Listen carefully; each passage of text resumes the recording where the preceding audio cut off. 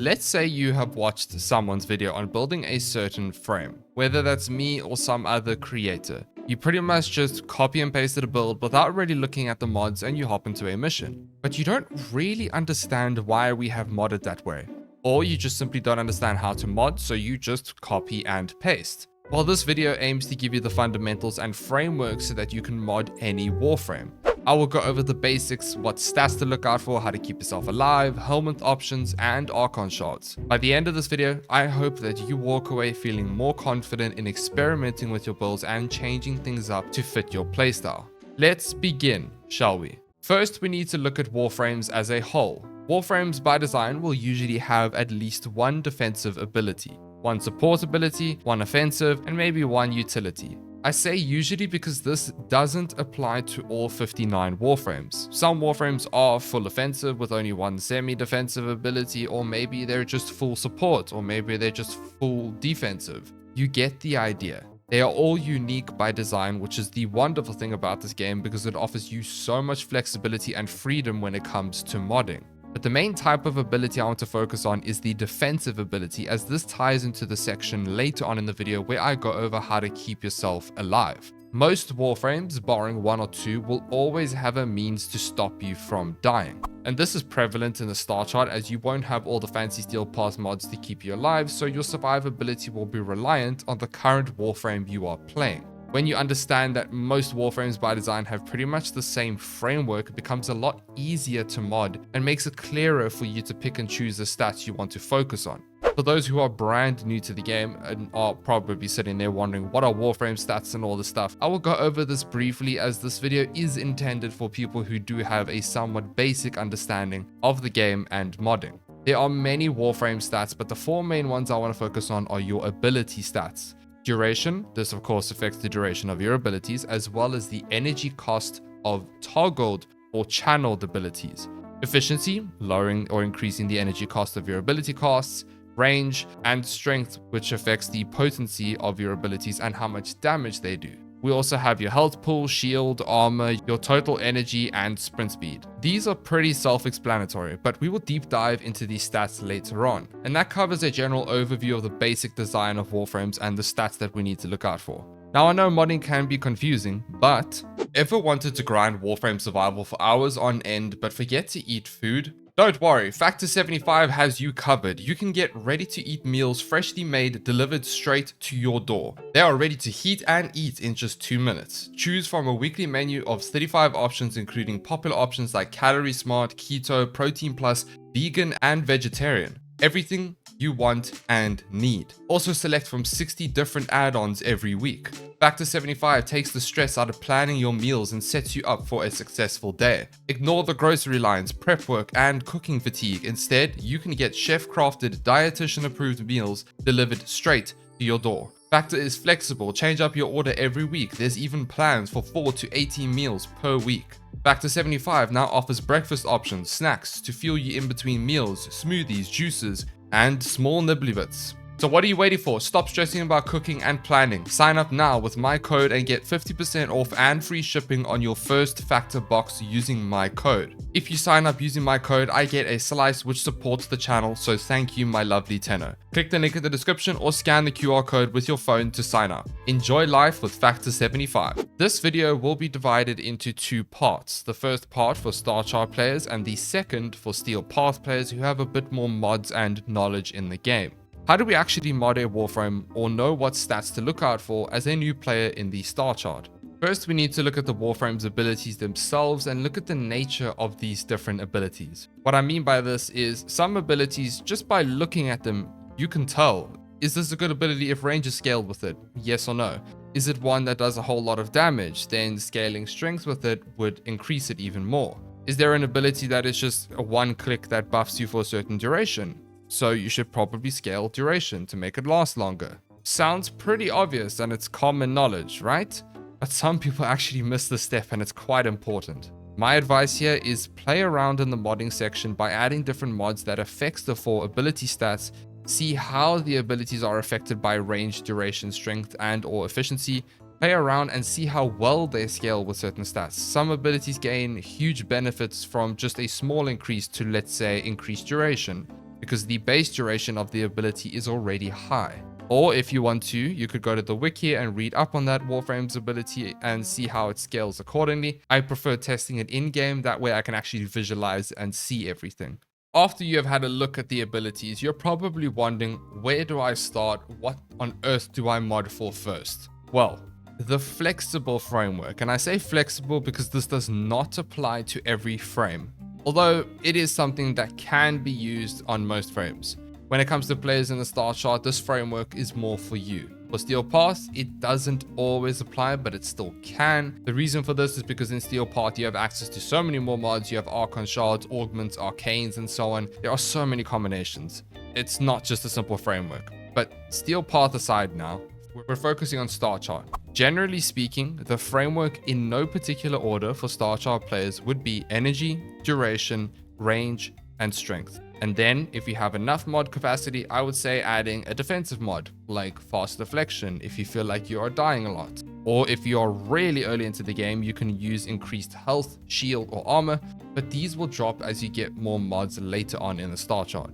One mod I like to use when I restarted this game was Mobilize. It's purely a utility mod that allows you to have parkour velocity, which makes you faster, and it just feels really nice to zoom through the Starchart. I would personally suggest, if you gain just a bit of platinum from selling relics or corrupted mods, you can buy Energy Nexus for really cheap from other players, which completely sorts out your energy issue in the Starchart. If you wanted to, you could add Streamline for more efficiency, lowering the energy cost of your abilities. Otherwise, the last few mods are completely flexible.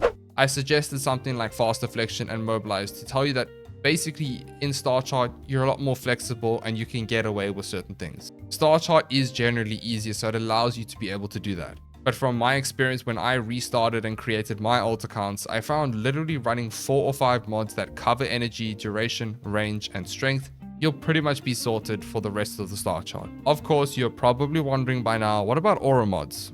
My advice for aura mods is just use whatever you have available. Realistically, you want more capacity. That's the biggest thing when you are in the early game, as you probably won't invest reactors into every warframe you get.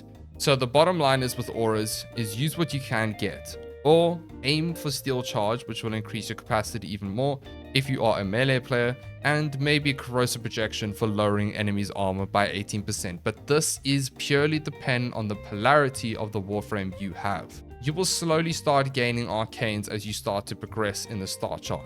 I would also suggest just using what you have available until you start farming more important arcanes as you progress and get closer to Steelpath. Remember to max out your lower rank mods, I mean the ones that are basically like 5 or 6 ranks at max, as these are cheaper to max out and will net you more of a return for your investment. While I have given this framework to you, please understand this does not mean this is how you need to always mod. Play around to what makes you comfortable. This is Warframe, a game where building one way or that way doesn't mean that you are right or wrong, regardless of what people say. Even me, regardless of what I say, you can do whatever you want. I give you frameworks as guidelines. I encourage you to experiment and get creative. That is the beauty of Warframe. And that pretty much covers Starchart players. Now, what about if we're moving into Steelpath, like super late Starchart, about to transition, and even Steelpath players? Oh boy, this is where it becomes a whole new kettle of fish. Now, we have Arcanes, primed mods, Archon mods, Augments, Archon Shards. Where do we even start? Well, I would like to start at your defensive layers and energy sustain, because if you can keep yourself alive and have good energy sustain, then you can play around and shuffle your build accordingly. Now, I'm going to list pretty much all the different ways that you can keep your Warframe alive with modding. But before I do that, I need to preface this by saying this does not apply to every Warframe, as like I mentioned earlier on in the video, some Warframes already have defensive abilities that can make them extremely tanky. Rhino's Iron Skin, Nezha's Warding Halo, Revenant's Mesmer Charges, Mace's Shatter Shield. You get the idea here. Many Warframes already have damage reduction, damage redirection, crowd control, invisibility, and so on to keep them alive. So from this list, if you feel like you are still dying, you can pick and choose the templates to suit your playstyle, and it is all dependent on the frame that you are using.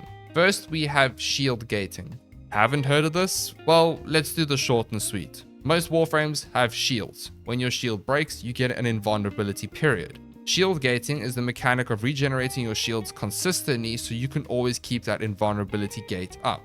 That's it. How do we do this? Many ways. Through Warframe abilities, or the most common way is making use of Brief Respite in your aura slot. This aura converts a percentage of your ability costs into shields when you cast an ability. Augur mods do the same thing and will further increase the amount of shields that are converted. You can also use Arcanes to help with this, but I generally use Brief Respite with maybe one Augur mod if I feel like I want more. You can also make use of catalyzing shields to reduce the total amount of shields you have, but lock the shield gate duration to 1.33 seconds. This method uses up your aura slot and 1 or 2 mod slots if you want to use Augur mods and or catalyzing shields. You can also make use of Arcane Aegis, one of my favorite defensive arcanes to use. This arcane is even better with shield tanking.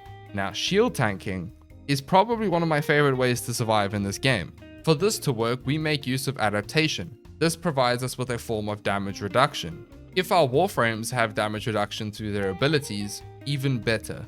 Slap on Arcane Aegis, and if you want to go further, you can put redirection or primed redirection on to increase the amount of shields you have, and well, you pretty much won't die at base Steelpath here. Like I said, my favorite way to survive in this game has to be shield tanking. Then we have using just adaptation or rolling guard. Adaptation provides damage reduction to the damage type dealt to you. Rolling guard gives you invulnerability for 3 seconds on dodge roll and will also cleanse you of status effects.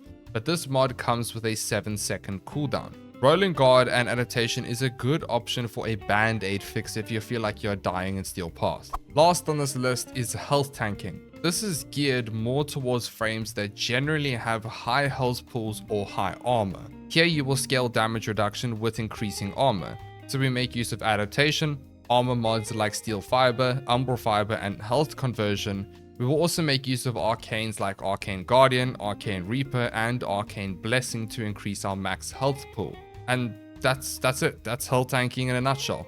These are the ways of modding your Warframes to keep them alive in Steelpath, not taking into account the Warframe's abilities, barring shield tanking, which does benefit from a Warframe already having damage reduction through their abilities. But it still can be done with just adaptation and Arcane Aegis. So once you've picked your poison in terms of keeping yourself alive, well, we have covered our defensive modding, and now we need to focus on energy. Energy is a big thing in almost all Warframes. The more energy sustain you have, the more you can cast your abilities and keep yourself alive. We do this with flow and or equilibrium.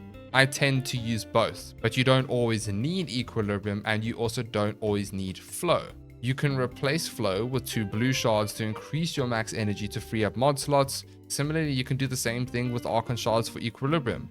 I really like equilibrium as this helps me with my energy issues, but that's just how I play. If you pair equilibrium with synth deconstruct on your companion, this will help your sustain be a lot better. I cannot stress this enough. Not everyone plays this game the same way. Let's take me for example. I am a chronic spammer of my abilities. I just can't help it. It's how I like to play Warframe. So for me, having a huge amount of energy sustain is incredibly important for me because I really like to spam my abilities. But you may not care as much. You may be someone who prefers to run negative efficiency and much higher strength to have harder hitting abilities. That's fine. Find your style and build according to that. Equilibrium is flexible and doesn't apply to every Warframe because there are many Warframes out there that have majority click and forget abilities that have a long enough duration when you scale ability duration, allowing you to have plenty of time to regain your energy. Arcane Energize is also a good option for those of you that are running negative efficiency builds. Alright, that's energy sorted and out of the way. So we have defense and energy done. Now, depending on your Warframe, do you want an augment? Yes or no? If yes, choose whichever one you want and slot it in. Now all we do is build around the Warframe's abilities with the remaining open mod slots. Duration, strength, range, efficiency, and so on. That's pretty much it. I'm not going to tell you mod for mod because once you sort out a way to survive in Steelpath and sort out your energy, the world's your oyster after that. Here you can decide, do you want umbral mods, Archon mods if your frame's abilities apply the respective element, corrupted mods, primed mods, you name it.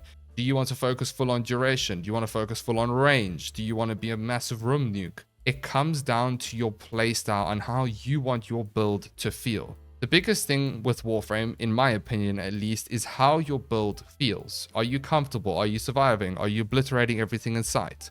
Once you begin to tick your own boxes, that's when you can completely switch and change to fine-tune it down to exactly what you want out of the frame or the build that you are trying to create. Some people like to go full strength, some people like to go full duration. It all depends on the Warframe's abilities. I am someone who likes to have very balanced builds. I don't like running 45% efficiency. I hate it. I prefer positive efficiency.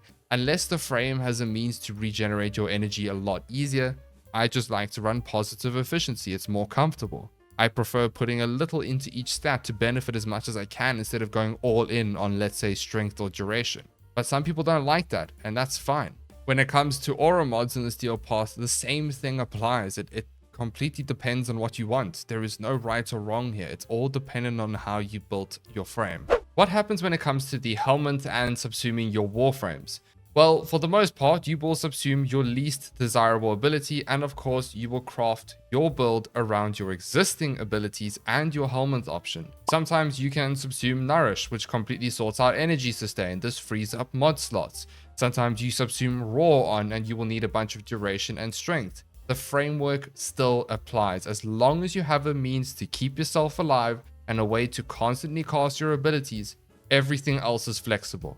And finally, we look at Arcanes. There are so many options here, it is impossible to fit it all into one video. But once again, I know you're probably tired of hearing this, it is dependent on your build. Arcane Energize for energy, Molt Augmented for extra strength to pick up the slack on your build, Arcane Aegis for shield tanking, Arcane Reaper for health and armor, you name it. The world is your oyster here, and I can't give you a definite answer as to what is the best arcane to use, because there is no best arcane to use. That's how a lot of things are in Warframe. There is no best way to go. Some people like to use arcanes as a means to pick up certain stats that they are missing from their mods, while some people like to use arcanes as a utility option, making your quality of life better.